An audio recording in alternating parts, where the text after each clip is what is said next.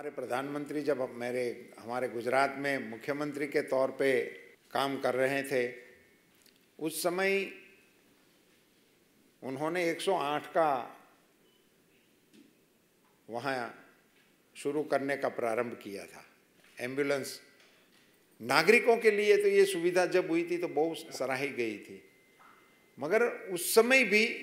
और प्रधानमंत्री जी बने मोदी जी तब तक भी ये अबोल पशुओं के लिए भी ये व्यवस्था होनी चाहिए, ऐसा विचार भी कभी नहीं हुआ था। उसको अंजाम देने का काम प्रधानमंत्री नरेंद्र मोदी जी ने किया है। मैं मानता हूं कि आज़ाद भारत के इतिहास में इतना संवेदनशील निर्णय करने का काम नरेंद्र भाई ने किया है। और मोबाइल वेटरनरी यूनिट पूरे देश में भारत सरकार के खर्चे से देना, क्योंकि ये स्टेट सब्जेक्ट है,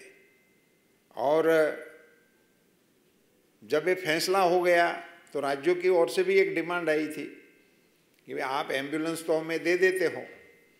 मगर बाद में हम इसका ऑपरेशन शुरू करेंगे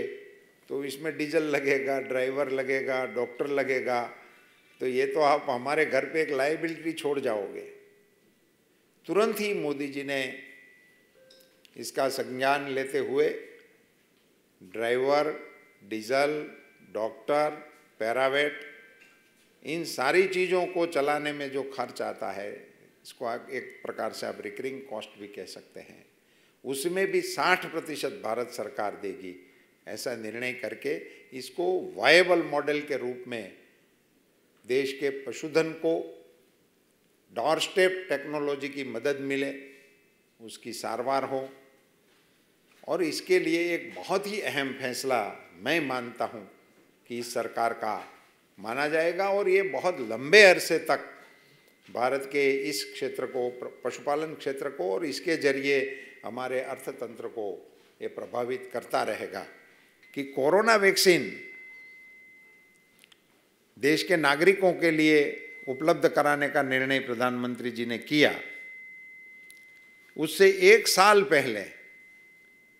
देश के सारे पशुओं को वैक्सीनेट कराने का निर्णय प्रधानमंत्री जी ने ले लिया है। मेरा आपसे अनुरोध है कि ये दोनों ऐसे बिंदु हैं, मोबाइल वेटरनरी यूनिट सारे देश के लिए और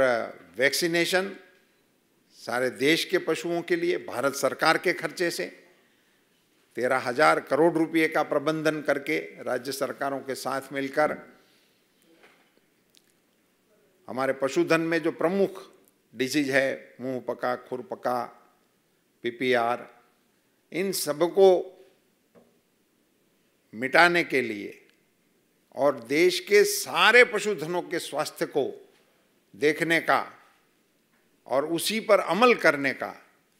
ये भी दूसरा महत्वपूर्ण निर्णय मोदी जी के द्वारा लिया गया था।